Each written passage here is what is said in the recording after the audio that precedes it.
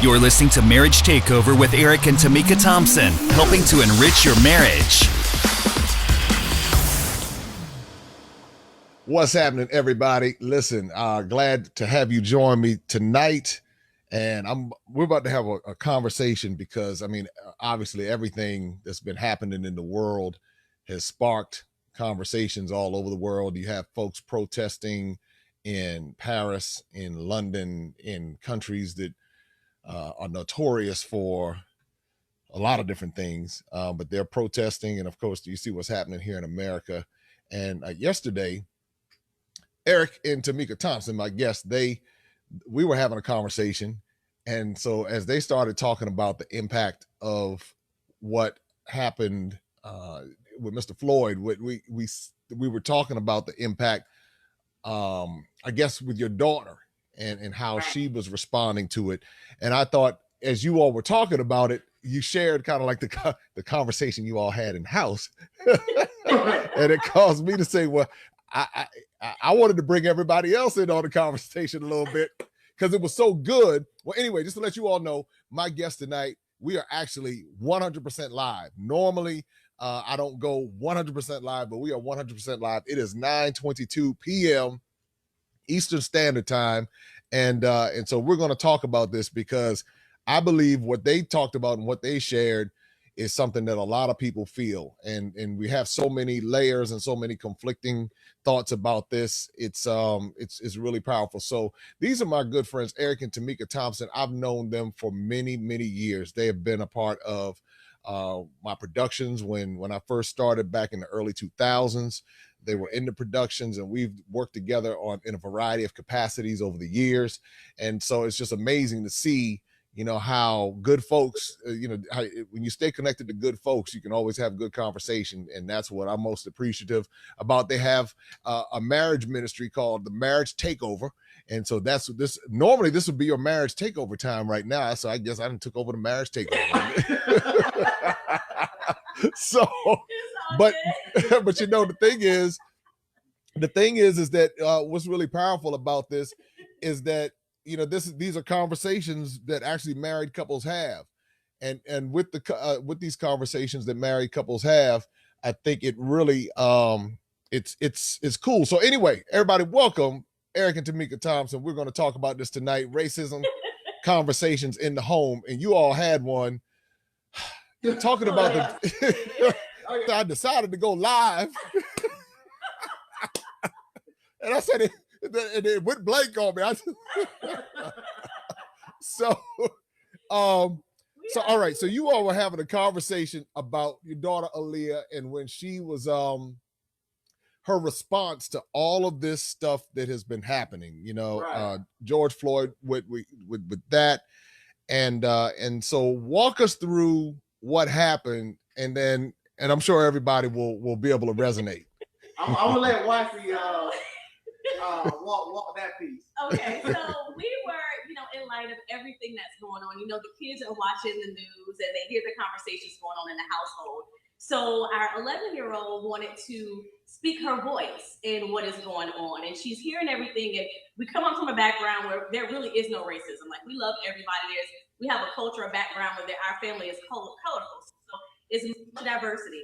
You name it, we got it. Right, and everything in between. And so she asked me, she said, "Mom, can I go out and I want to just draw something out on the chalk, on the sidewalk with the chalk?" And so I said, "Absolutely." She said, "And is it okay if I ride my bike?" So I said, "Yeah." So she took me out to see what she did, and she wrote down on the concrete, "Black Lives Matter." So, and she put little exclamation marks, and it was all colorful and nice and pretty. And she asked me if I would sign it. So I said, "Yeah, I'm gonna sign it." So I went and signed it. And then I was okay with that. So we went and got ice cream and came back, and the sign was gone. Eric had rinsed off the sign with the water hose as he was watering the grass to erase the sign. I am guilty. So immediately I was livid because she's 11, right? We've never ever lived in this time before, and I don't want her to feel like we're taking away her voice. I don't want her to feel like we're muzzling her, and I want her to feel like she can express herself.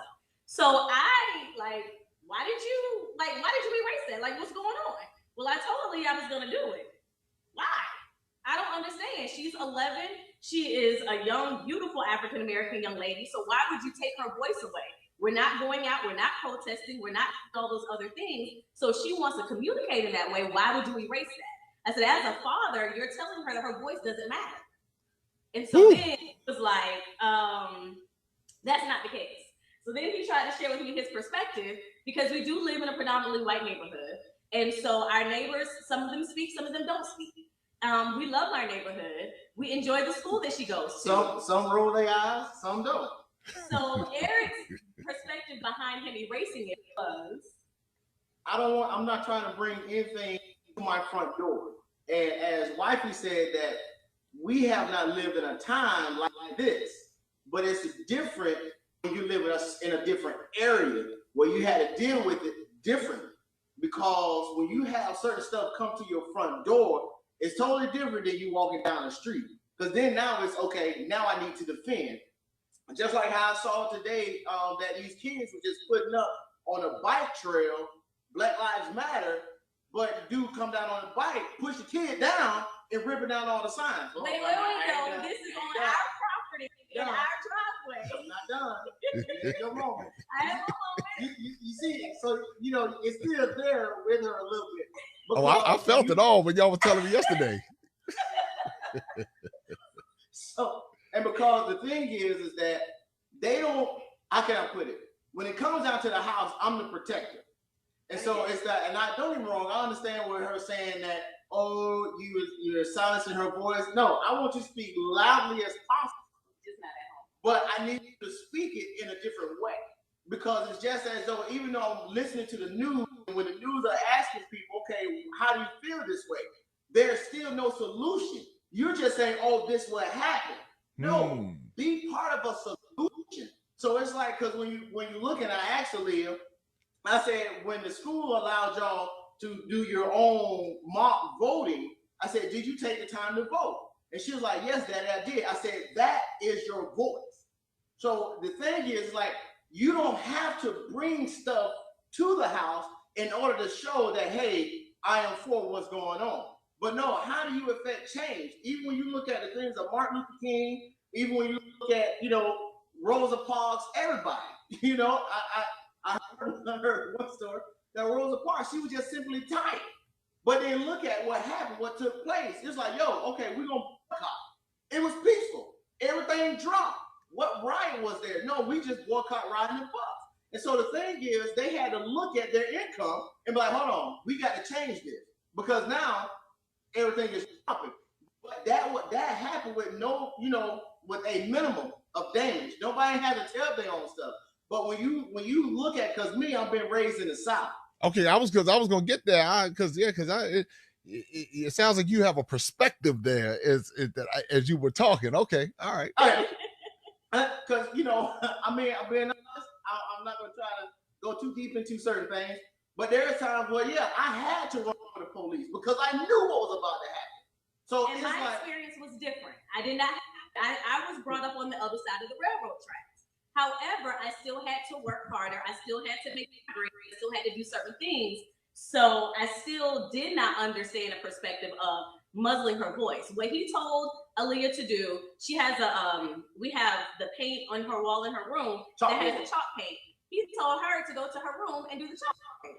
That's not the option. She's still not getting her voice out. Yes, that's a way for her to express herself, but I still feel like we muzzled her voice. Now she is, for everybody listening, she is completely okay with it now. We had a big discussion about this. What was it, Wednesday night? A passionate discussion. Oh my gosh. I mean, to the point our 20-year-old, he's doing something different about it. Like it's a conversation in the household where I don't think we agree with the violent rioting because we've experienced racism on two different platforms. Right. So for him growing up, it was one way. I experienced it in the corporate America. So it's very different. So his experiences, with. But see, the thing is, when you have to come to fisticuffs because you're trying to defend, that's a part. I had 8 fights in high school, and out of the 8 fights, only one of them was against a black guy. Okay, so now let's put that into context because I understand, just in the context when we were talking, you grew up in Florida, right? And in Florida, in a lot of places down south, I mean, when I was in junior high, middle school, and what did they call it? Junior high school in South Carolina, we went through something similar. So you had to go basically through race fights, physical race fights. Yes, sir. Yes, And sir. It was crazy because during the time where the white kids it was February. It's pretty much when it all really kicked off. During Black History Month. And so Black History Month, there was a Black History Assembly. So then the parents sent in letters saying they didn't want their kids to attend the assembly. Well, of course, we got upset because like, yo, y'all make us go to y'all's assembly. No, then if that's a problem, then, and so it kicked off from there. So it's like, it didn't matter. You turn the corner. Oh, you know what I'm saying? It's like, yo, I hate to say it like this, but right. You got a little extra with it. It's like you're literally fighting. You're literally fighting to go home, to make it home, because it was at one point I had to go to the office. They called the police out. You talk about a conference room table full of guns coming out of their cars and our cars. So it was all out. You're talking an all-out battle. I couldn't even just walk down the hall before I had to throw hands. Come on, you didn't finna stab me, Slim. I'm finna put you down. But that's what I'm saying. These are the things that they didn't have to deal with. And so I understand, I understand everything that's going on today. Don't get me wrong. I can't riot. I can't go out and stand against people that have arms and that's, no, because I'm looking for something to happen. I mean, I'm just gonna be honest. Because I haven't seen, even way back in the day, it was still peaceful, but then they bring out the fire hose. So when you look at, we've been doing a peaceful protest, but everything else seems to still take place, but then nothing happens.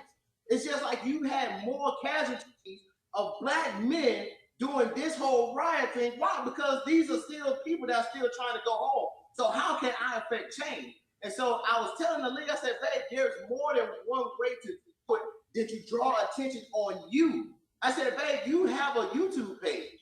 I said, you can put Black Lives Matter on your chalkboard and put the camera in front of you and say what you got to say. We can put it on all your platforms. Because now somebody hearing that could say, well, isn't she still bringing the attention to herself? But I think that what you're saying is you don't want it to come to your front yard in the terms of perhaps a cross burning or some physical things that you now have to go defend your family and bring the fisticuffs or whatever kind of means necessary to defend your family. Am I hearing that correctly? Yes, sir. Okay. Yes, sir. And I never considered that because, like I said, the way I grew up, it was, this is our home, our property, this is the way we're expressing ourselves. So I never considered we're bringing danger to the house by just expressing ourselves. I don't have no problem expressing, but then when it started coming to an area to where I have to defend, like, come on. Because then there's a other way. You say, well, daddy, things need to change. Okay, how are we going to play our part for things to change? By saying, oh, Black Lives Matter, I got you. Don't get me wrong. Yes, Black Lives Matter. I'm with all of it. Don't get me wrong. Please don't misunderstand. But it's totally different when you have actually lived through it. When I say live through it, yes, there's been a lot more casualties than what the newspaper has put out, the media has put out. It's been a lot more casualties than that. But it's like, come on, I don't want to bring that. I don't want to put my family in jeopardy because I know, as far as in my local assembly, I'm doing my part to affect change. I'm doing my part for those that I'm able to reach to encourage, hey, go be better, go do better. That's affecting change. Right. So it's more than just, hey, talking about the problem. We all been talking about the problem for 400 years. Okay, what's the solution? So those that have been making solutions that have come up with a solution and they've done it. Okay, now a lot of them, there's a lot of change because if they didn't start working on the solution back then, we wouldn't be where we are now. Right. So it just means, okay, we got a lot more barriers to knock down to keep going. I get all of that. I do. I just felt like that, like I said, and I still feel that we've muzzled her voice in a way to where, and she says that she understands it, but in years to come, will this affect her? Okay. All my lights went out. So, yeah, so it's just, I just want her to know that we aren't muzzling her voice. And as parents, it's, I don't know, I just think that it's really important that we don't muzzle her voice and that she feels like she has a voice in this time. Okay, well, just so everybody know, we are 100% live here on Facebook Live, 9:30 p.m. Eastern Standard Time, talking to Eric and Tamika Thompson of the Marriage Takeover, and we are just recapping a conversation that we had the other day when they were talking about how their daughter Aaliyah, she wanted to express herself as it pertains to all of what she's seeing. She's 11 years old and really trying to comprehend and understand the complexities of what all of us have been trying to figure out our entire lives. And so she wrote Black Lives Matter in their driveway, and Tamika didn't have a problem with it, but Eric came home, he saw it, and he used a water hose and he rinsed it away. And because he was not feeling it. So I don't know if anybody out there in the chat, if you have some thoughts about it, please feel free to, or the comments. I'm not on Zoom. Well, I am on Zoom actually, but kind of sort of on Zoom. I'm on streaming through Zoom. But if you have any thoughts about it, because there are a lot of opinions on how to deal with this, and so I guess, like I said, when you two were talking about it, I was conflicted because I understood both sides perfectly. It was like I understood Eric. I was like, yeah, you don't want to bring anything to your house because now that means, because it's something about you don't want to have to put somebody down for affecting your household, and it's like, we really don't have any problem doing that, especially if you bring in a certain kind of heat our way. So I get it. I get it. Problem, sir. Right. It's like if you bring the wrong kind of heat, this. It's like, so you don't want anything to get triggered. There you go. You don't want right. You don't want to go back to high school and get nothing triggered, and now you going to jail because. Exactly. So I get that, but then I hear what Tamika's saying as far as the muzzling effect. And I think that's part of the complexities of what we deal with in this country, because, on one hand, it's like we're told, okay, this is how I've come to understand a lot of things. And so, as everybody hears, it's just understand the context. It's like if white folks or Europeans want to do it, they just do whatever they want to do. If they want to come up in your country, bomb your country, wave a flag and say, this is what we're going to do, they do it. They make up lies, they manipulate, they scheme. If it's oil, if it's weapons of mass destruction, if it's whatever, they do whatever they want to do, and they do it. And so if they want to teach their history, they teach it the way they want to teach it. Right. And then, but for us, we just supposed to go along with it. The minute we raise up, they tell us to hush up now. So I get that part. Right. It's like, it's the conflicts, because you're like, ugh, it's like, what do I do? And I think what we hear is the cry of people saying that. It was a picture, a friend of mine sent me from Ivory Coast, which is a French colony. And they sent me pictures of the people protesting in Paris. So it's like something awakened, and everybody came out of the wherever they came from. And the young lady, she wrote it in French and said, "We are the children of the slaves you didn't kill or couldn't kill." Right. And I was, so it's so many layers. So where did you all, so what has been the resolution here? So we decided to agree to disagree. So the only thing that is left of the Black Lives Matter on our driveway are the exclamation points. Well, not now because it's raining, so they're gonna wash over here right now. Are the exclamation points that she put at the end. And then one of the comments that's coming through on Facebook is saying, I agree that there needs to be change, but why is a narrative that we as Black Americans must be the change? So, and that's, I think, too, a part of, like, that's a major question. So I feel like we're making our child change so that we can conform. But one thing is, it's not making her change to conform. Y'all got it going on down there. But y'all stirring up down there. Y'all stirring up them old Confederates. Them Confederate soldiers getting mad now. If we did something, that tornado horn, then we got it. No, that's the Confederate. That's Robert E. Lee coming back up out the grave, coming out the yard. them jokers turning over. They all flipped up and they're gonna come back with their little muskets and all that kind of stuff. They're like, hold on, this is not supposed to happen here. They're rising up. I'm sorry, Eric. My apologies. But the thing is, it's like, okay, so what do? My thing is, we teach Aaliyah, okay, if you're gonna have a platform, utilize the platform. Because, just like you said, I hate to, say this, I guess put it out there, but it's just like the things that you're doing, Jake. You're actually bringing back what you are learning and experiencing, what knows to be true. So it's like, okay, but no. So now, okay, I'm here with a person that is understanding everything that what the schools are, what the system is not teaching us here, but there are still artifacts, there are still things that has been passed down from generation to generation that's keeping it alive. So it's like, here, this is what you understand. So then as you continue to grow and you get that platform, you can affect change for your generation. And so it's more than just saying, oh, Black Lives Matter. Okay, how do they matter? Because I'm all about action versus just writing it down and saying, oh, I did my part. No. What's going to happen when all of this die down? Do you think that everything is just going to change? No, you still got to keep pushing. Right. And I agree with that. So I'm not, and I want to make it very clear. Y'all heard her say, I agree to disagree.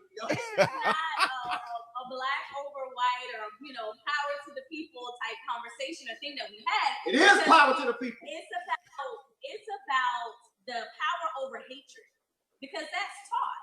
Right? Racism is taught in your household.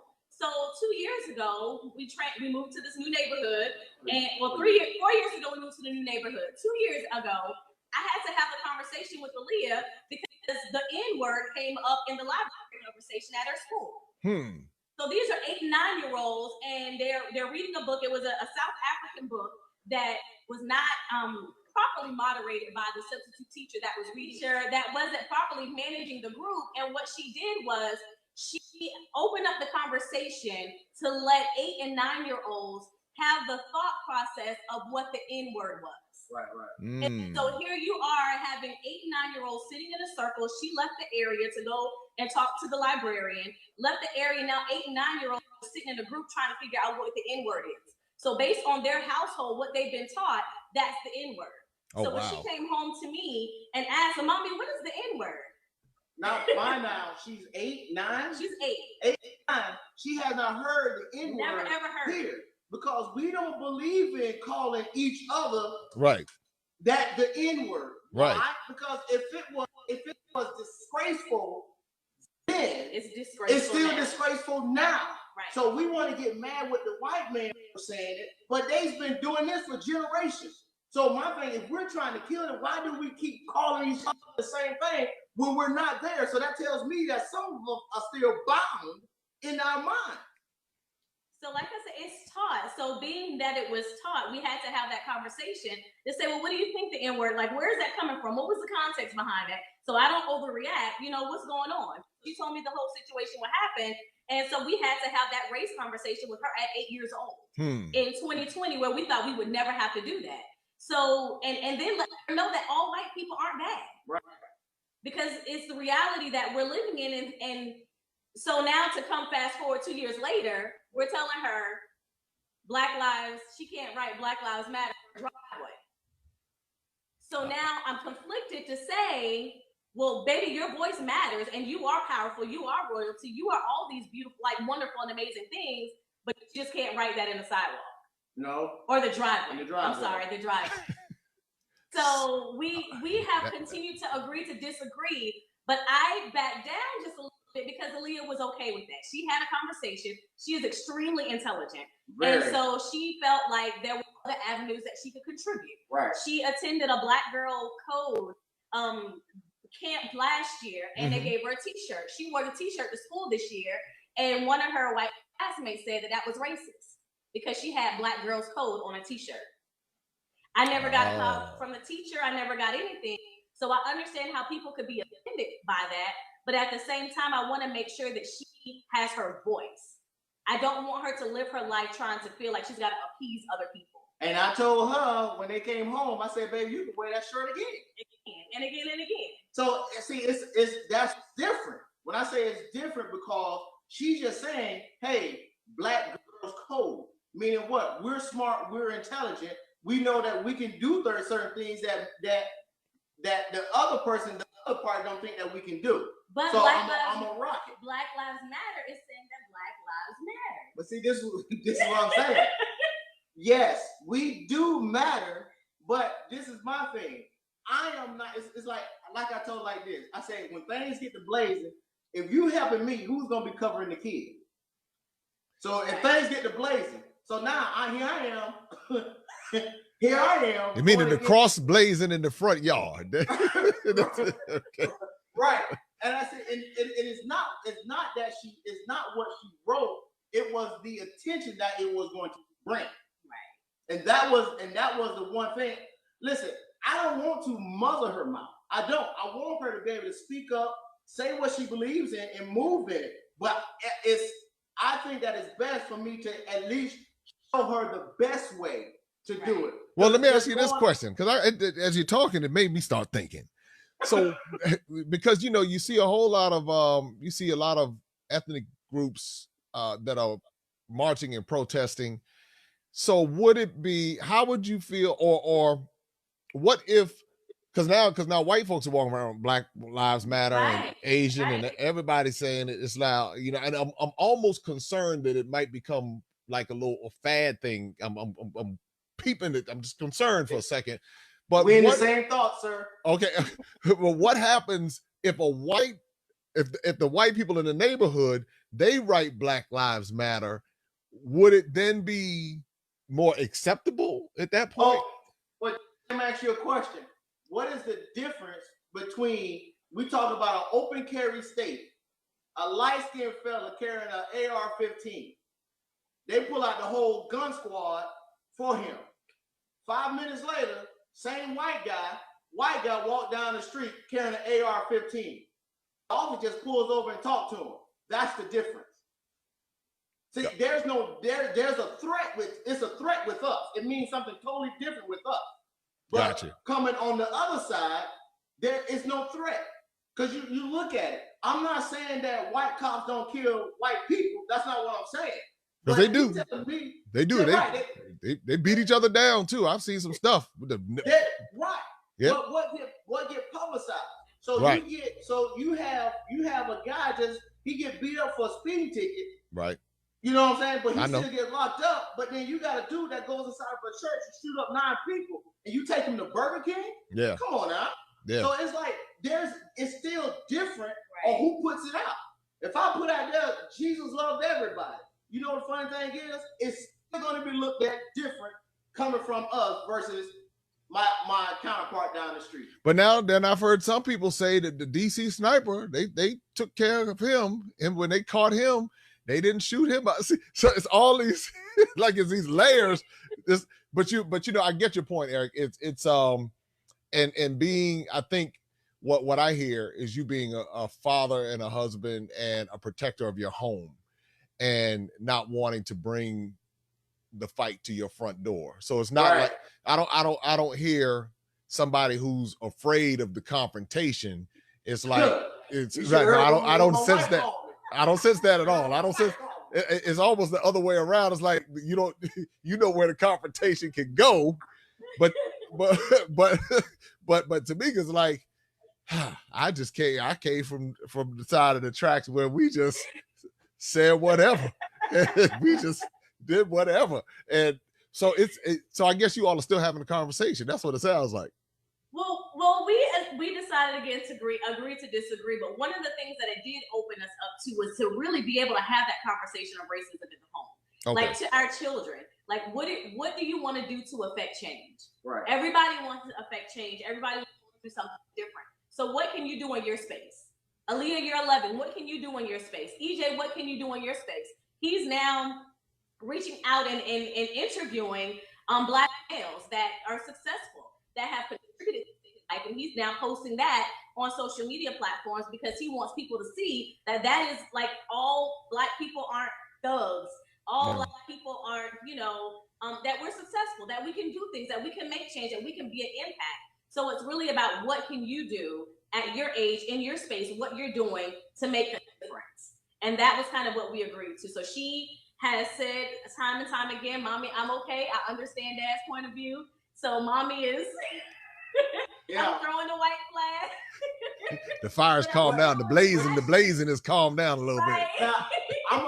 Now, I might pay for this later, Jay. So if I come knock on your door on the time, it's raining outside. I'm gonna tell you, like, this same person is more concerned about Black Lives Matter, but Eric ended up going to a predominantly white school. But here's why. And that's a great point that you bring up. You might pay for that one, brother. Here's why, though, because in corporate America, as a recruiter in human resources, I've seen directors and hiring managers turn away applicants that have gone to HBCUs. I have seen the applicants, and I have fought to advocate for those applicants, but they won't even consider them for an interview. So you know what I said? I said, well, you know what you're going to do? You're not going to go to an HBCU because I want to make sure you have every opportunity possible. I've seen the directors and the hiring managers turn away an applicant because they have an ethnic name. Like, I've seen that. Like Shaquita or something, they would see like, okay. Right. Putting that into context so people understood. Mercedes, and like, I've seen it. And so it's a matter of if your name is not Eric and Sarah and Elizabeth, you may not get considered for an interview. And your resume is that first interview. So if they don't consider you after looking through your resume, you can have the same qualifications, you can have the same experience, but if they see that you have any type of African-American fraternity or sorority, guess what? They're passing you by. I've seen it. I've advocated for it. So when my son had the opportunity to go to school, I wanted to make sure he got the best opportunity possible. Wow. So I did. That's a real. But my question was, do lives really matter? They do. And the reason why they do is because they're going to be put into positions and they're going to be able to go and make effective change based on their experiences. So Eric's resume won't be passed over because of his education. It'll be passed over if he doesn't have if he lacks the experience. So if he gets into a position, he will then be able to affect change. Once he becomes a manager, then he can start to affect change by hiring qualified African Americans. Woo! Well, I tell you, this is good here tonight. See what I'm talking about? No, it's just good because a lot of times, it's and obviously there'll be people on the other side who say, well, the fact that they went to an HBCU opened the door for them to help them because they were a part of a network or fraternity or sorority. But when you say that working in HR and working in the corporate world, you have a perspective that a lot of people don't have, and because they don't work in that world. But I didn't know it was that deep, and that's probably because I'm just an entrepreneur, hustler. So I get out here but it's like, but when you say that, that's real, and it hit in a different way, when you hear it like that, and so go ahead. So he's not gonna pay for that later. Eric's not gonna pay for that later. No. That was good. That was okay. I'm okay for that. They can come for me for that because I've seen it. Thanks for being my mediator. I'm trying to be a mediator here. Just trying to. I've seen a director hire his stripper with no experience, with no education, bring them into the corporation, have them in an on the pole, got the pole for them right there and everything. On the pole, have them in the role for 6 months, and then promote them to a higher position and give them a salary. Well, see, he probably had some other fringe benefits working, and you feel what I'm saying? That's how they do that. But what I'm saying lunchtime was very good for him. I've seen that happen, whereas they passed over an African American resume because they said, they're not going to fit the culture.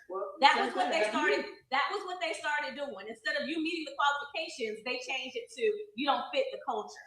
Well, what is the culture? What is the culture? Whoa, that's what real. What is the culture? And who controls the culture? Back in there, you're back. I was telling him, I said, when we go live, like I said, normally, like sometimes I'll do recorded interviews. This is like, it is 9:56 p.m. Eastern Standard Time. We're here live talking to Eric and Tamika Thompson of the Marriage Takeover. We're talking about racism conversations in the home. My name is Jay Cameron. And so just thank you all for watching. So we were just talking, we've had a lively conversation. And so afterwards, if you get a chance to rewind and watch, make sure you share. And you can go to their website and see everything that they have going on with the Marriage Takeover. So now you were about to say something before the big question mark came up on the screen. Oh, I don't remember what it was. You were talking about HR and what you've seen, because I think that a lot of people don't. I think a lot of times we know it, but you spoke to something. You all mentioned something that was really key about affecting change. And when you're in position, you can affect change. When you own things, you can affect change. Right. And you can hire other qualified African Americans, but you can also hire qualified people in general, wherever they come from. But it's like, if we're out of position, then, and if we're always in this subservient, passive, I'm gonna just do what they tell me position, I'm just take what they give me. I need to be happy for what I have, because I don't deserve nothing in the first place, because this is just how this is my lot in life. I mean, there are a lot of ways people think about all of this, and it's deep. Think that way. Hold on, time out. Because it was, I mean, when I graduated college, I graduated with a 3.3 GPA. I still struggled to get to where I wanted to get to. Okay. And I was just like, you know what? This is crap. And so, but what I did was I began to venture out pretty much. Okay, what else? How can I get myself to the place I want to be? So all I did was, okay, you're asking me to do this. You're going to keep passing me over, but I'm going to show you I don't need you. And so I began to get my hustle on. When I say get my hustle on in a, in a more business manner, if you will. Because I can't get my words out now, but started a company, Next Level Solutions, with me and wifey. So I'm working on a job, but I'm using my lead to build my clientele. So it got to the point to where my supervisor asked me, well, do you have leave for that? And I had to go to it was very wrong for me to do this, but my supervisor asked me, because I requested leave. Well, she asked me, did I have, I don't have leave for it. I had to make a deposit that day. So I took my deposit and I threw it on her desk. I said, do I look like I need your leave? I said, do I look like I need leave?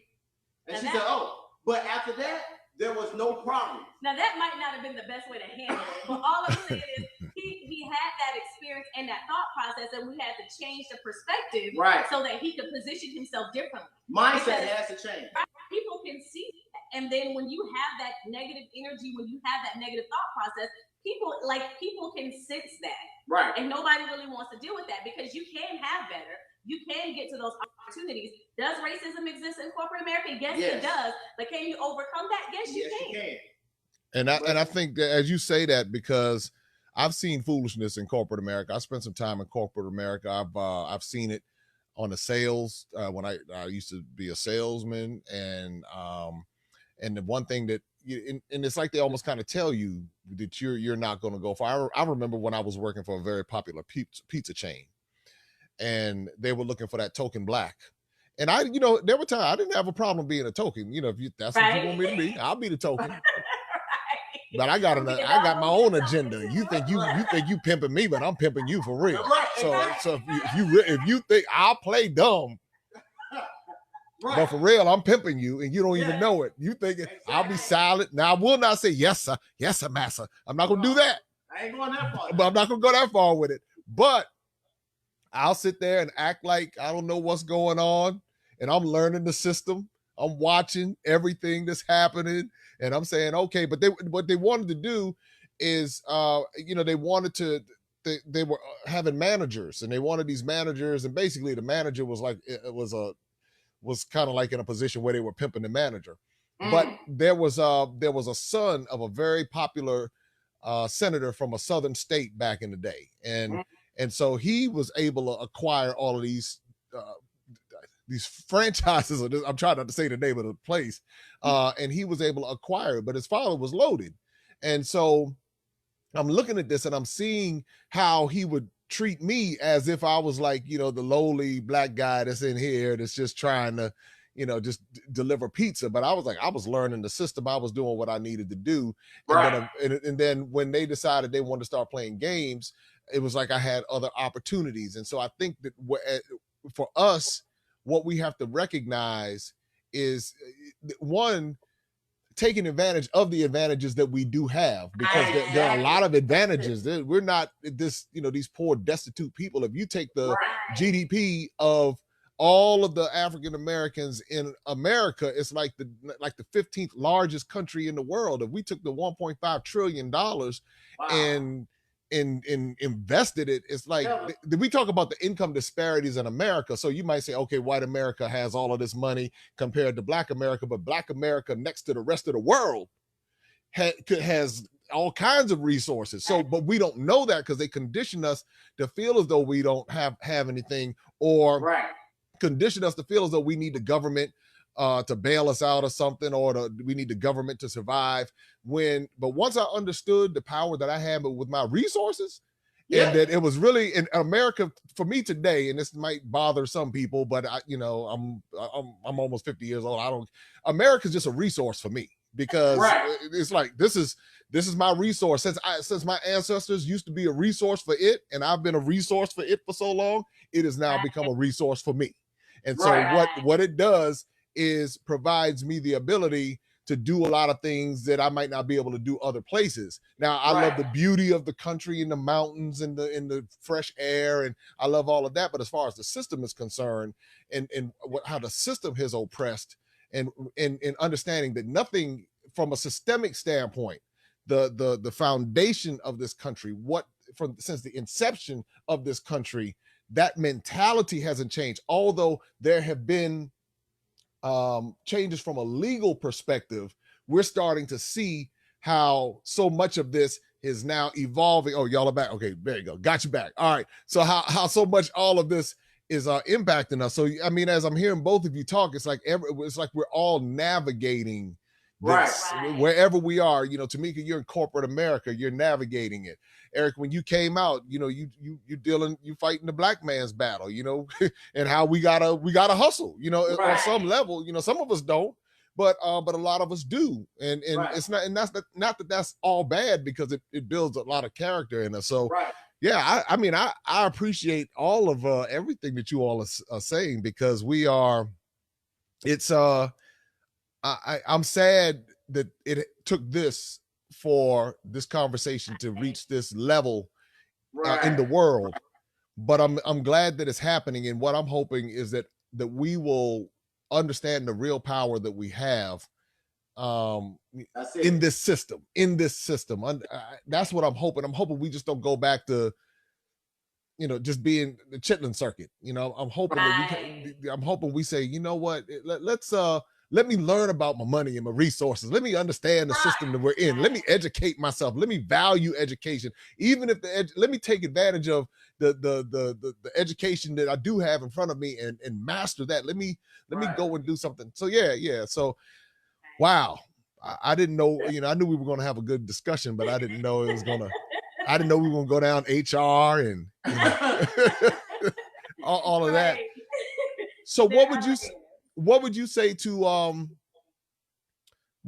to young people who are seeing this, who this is like all new to them? They're like, it's like that out here, because some of our kids don't know, they haven't been exposed to it. What words of advice would you offer to them as far as moving forward? What can they do to affect change and have a lasting impact? You want to go first, or you want me to? You can go. That's a great question. For everything that's going on, because I'm a trainer, and I train a lot of the youth that's actually going off to college, those that are still in school, and with everything going on, my question to them was, how are you going to make a change? Are you just gonna say, "Oh, Black Lives Matter," and just keep walking? How are you gonna make a change? I said, I asked because some of them just turned 18. I said, did anybody vote? I said, because if you didn't vote, you can't say anything because you never voice your opinion with your vote. I said, so with everything that's going on, I understand that all of this is new to you. I said, but what's going on is old to me.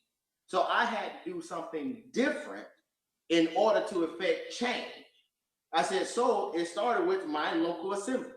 That's where it starts because if they're not, if whoever's in place ain't doing nothing, guess what? It's time for you to go. Because I'm gonna be so honest with you, just in the area that I lived in some years ago, I voted for a certain sheriff.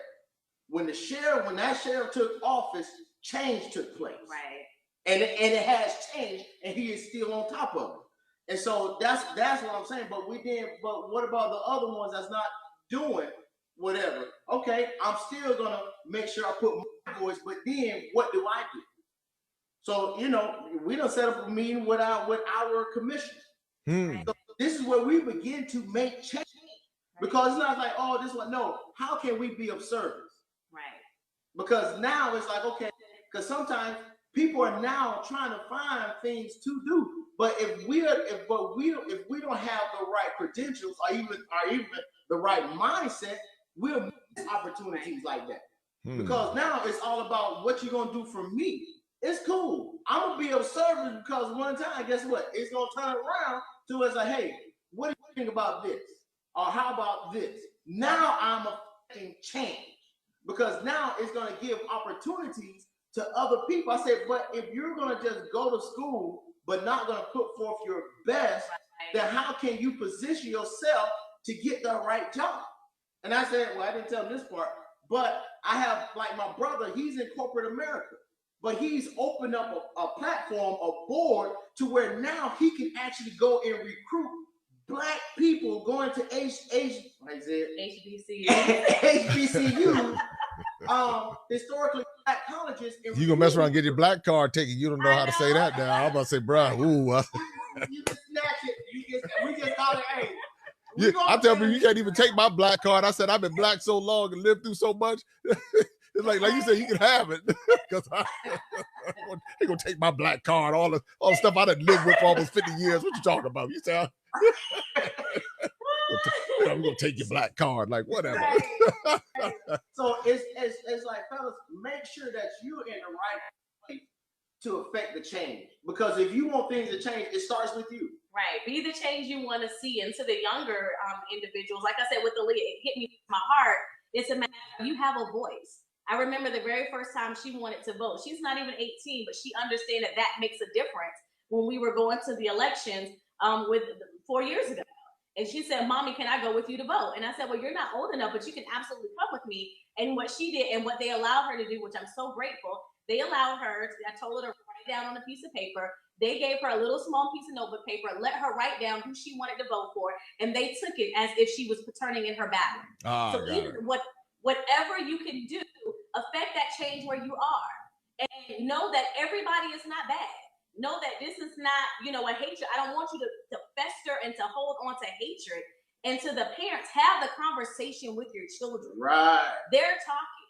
They're watching. They're listening. Have that conversation. And then even to open up the conversation with your friends and listen into those conversations. Right. Let them know that it's okay for their voice to be heard. Give them opportunities, different avenues. Okay, so for Aaliyah, no, you can't go out and write Black Lives Matter, out on the side, on the driveway, but you can do it on your chalkboard. You can do it on your YouTube channel.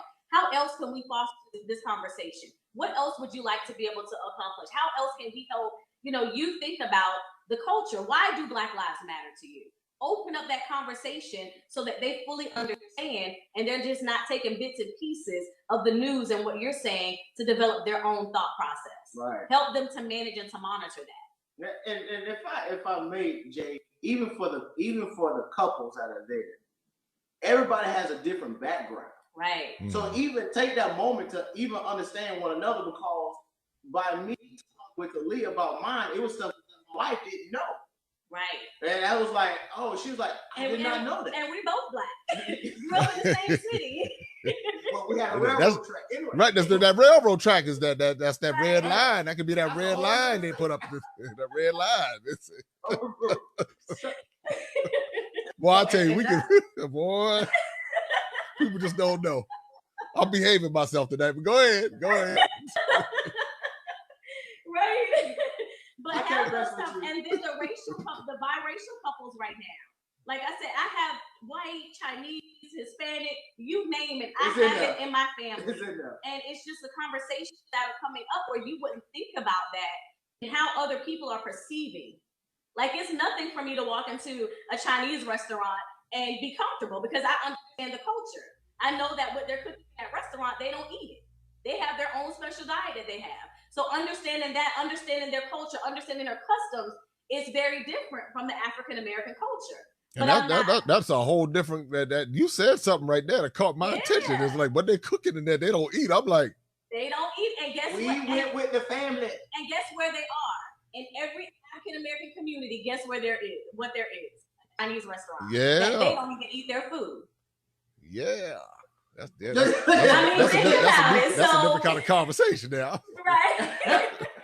But it was to say that it's a diverse background. So whatever position you're in, be open to having that conversation without being angry. Right. Yeah. Like, be open to having that conversation with empathy. Right. Be open to having that conversation with trying to understand what it may be like. You may not ever Right. know what it's like. Like our spiritual parents, white and black couple, love Right. them to life. Love them to Some life. of our best friends are white, love them to life. Right. But understanding what the differences are, because there are some differences. There are some differences. Yeah, I get it. I mean, I tell people all the time. I've had white men do more for me than my own black father, Right. and so it's like there's no way I can walk around with a chip on my shoulder. I have to look at the individual. I recognize what's going on. I recognize the systemic problems, but I don't put the systemic issues on individuals because a lot of times those individuals, I can think about Hispanic people, Asian people, white people who have been there when my own black people have been MIA. I mean, or trying to tear me down, or the very ones that's trying to destroy everything I'm trying to build. I mean, and I'm sitting there like in the people who will come, and they're not doing it as, oh, this pitiful black soul, let me come rescue him with my whiteness. It wasn't. It was just human beings to say this is right. I'm saying because so so it's like these were just human beings who saw something in another human being, and they came along. So I can't walk around, looking at white folks like, oh, you're the enemy and the white devil and all this other kind of stuff, because I know some black devils. I know some black devils all over the place, so it's like, yeah, go ahead. No. I was just gonna say, and that's what we're teaching our children. It's about character. Right. Yeah. It has nothing to do with the color of your skin, but understand that the color of your skin, you may face some obstacles. Right. And here's why you face those obstacles. But it is absolutely about the character. And Because don't for let a it go. long time, I didn't like to do business with black people. You want to know why? Because they were slowful, they were late, they didn't follow through. Oh, I know why. It was the culture. And so now that we're ready to make a change and we have this transition, one of the things that I'll say to us as a people is let's hold each other accountable. Right.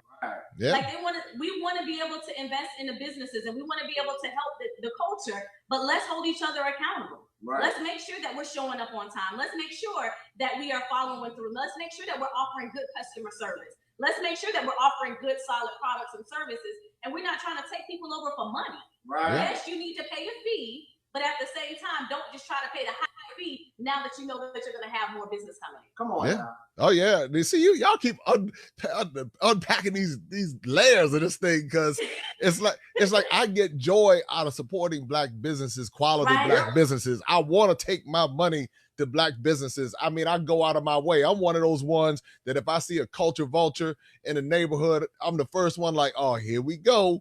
Here's this person coming in that doesn't even represent the neighborhood. But then when I see those businesses that are slack, like you said, and don't do what they want to charge you the highest price, want to go for, and yeah, brother, why aren't you trying to look out for the brother, man? But brother, bring the service the right way. I'll give you all of my money. Just do it the right way. Don't try to rip me off and try to, guilt me into giving you money. If you deliver quality service, then it won't be a problem. You know, yeah. But I mean, it's I mean, what I love is, here's what I'm excited about. I'm excited about all of the solid. I'm a part of a business group with Black business people who are doing almost 8 figures a year. They are first class. I mean, and I needed to be around those types of people, because you get the low level, and you get that in all ethnic groups, but you get that because that's the culture I'm familiar with. You get the ones that don't handle their business. So I said, I need to be around some Black excellence. I need to be around some people that's really, you know, striving to do this thing on the right level. And I found it, and it's taken me to the next level. And so that's another part of it. You know, we inspire each other when we do what we need to do. And so that's my goal. I said, well, I want, you know, as I'm in this phase of broadening myself, you know, when I say, so as I'm doing that, it's kind of like, I want other Black business people to understand, to know that you can do this thing on an excellent level, or whatever it is they're doing. You know, if it's a conversation you're having, you can be excellent with it. And so that's why I'm glad to have this conversation with you all, because when I heard you all talking, it triggered something in me. And it triggered the conflict, because I felt both sides of it. And I think a lot of us are navigating the conflicts. And so I want to thank you all for just spending some time with us tonight. And I know that those who have been watching have probably felt a variety of different emotions. Because if they felt the conflicts that I felt, I know they were like, woo, yeah, oh, I don't know if I'm feeling that. Yeah, but that is true, though. Yeah, but they got a point. But what we do about it? Yeah, see what I told you? You know, so it's so many different levels. But I think the cool part about it is that we're willing to take responsibility for our own actions. And as we are willing to take responsibility for our own actions, that's how we impact the change. I tell people, they say, well, how do you protest? I said, I've been protesting for years. I said, so I've been protesting through productions, through seminars, through mentorship. I said, because I understood that if I could empower and educate somebody, then if I can help that one person change, then they'll affect somebody else. And I said, so I've been marching. I was at the Million Man March. I was there. I saw, even though I might not be into all of, you know, what Farrakhan has said, you know, some of his stuff I haven't been feeling, but some of it I have been feeling. Some of it he's been in the pocket. I've been like, that's right, you know. So, but some of it's like, nah, I don't know about that one. But that's with anybody, you know. You're not gonna always be feeling. But it wasn't even about Farrakhan, and that's what I tell people, because some people, they're like, nah, I ain't going to that because it's Farrakhan. I said I wasn't going because of Farrakhan. I said I wanted to see if this would be possible, where you could get, whether it was 500,000 brothers or 1 million brothers, or however many brothers they said was there. I wanted to see, as a young Black man in America, that brothers could get together and not be fighting and killing each other and tearing each other down and going through all of that stuff. And when I stood there in October 1995, and I stood on the National Mall, and I was like, wow, again, it had nothing to do with Farrakhan. It had nothing to do with anybody on that stage. It was what I saw and how we interacted with each other. And it was the first time and the last time that I had seen that type of interaction with us as Black men in that space. And so I don't know what all was happening, but I was like, wow. And the resounding message back then was to take responsibility for your own community. That's what I kept hearing everybody say. You take responsibility. You take responsibility for yourself. And once you take responsibility for yourself, then everybody else you influence, it will have an impact that way. And so that was just something I started living by. And that's what I think, if we do that, if regardless of where we come from in our background, if we take responsibility for ourselves, then anybody we influence will, you know, it'll fall. It will follow. The influence will follow there. So I want to thank you all for joining me tonight. This has been quite a joy. I tell you, we're gonna have to do it again. And we'd love to. Thank you so much for having us. Oh no, not a problem. And I know that you know, something's gonna jump off again. So when y'all have like one of them blow up, yelling, screaming, hollering matches, Just let me know. We can come talk about it. We can resolve it right here. I don't know, you know. but she called me something she ain't never seen me, so that's okay. And because we keep it real, raw, and uncut, I will. Is it okay if I share that? I don't care. She called me a coward. I called him a coward, and with the marriage ministry, like I said, we do everything transparent, helping people to we've been married 22 years, helping people to know that things happen in your marriage. You go through trials, you go through situations, and as different events come, things happen. So this was an event that we had. When I tell you, I never even thought we would even try to have this type of conversation. But at this depth, and you know, in 2020, but because we did, and the conversations got heated, and you can't take back your words. No. So try to be mindful of that, because now there's always going to be something in the back of his brain. My wife thinks I'm a coward, but I thought that it was a coward because, like I said, I've never experienced racism to the extent that he's experienced it. So I did not, in that moment, take the time out to empathize with what he was saying because it wasn't communicated. So I'm thinking, wait a minute, my reality is you're a coward because this doesn't happen. People aren't going to come here. They are going to do this. They are going to do that. And in his reality, I've seen what can happen. I'm here to try to protect my family. And I didn't see that reality. So in that space, I did not honor my husband at that time because I was so heated. I called him a coward. And I should not have, but I did. Oh wow! But she apologized. I did apologize. When she saw it, she apologized. I did.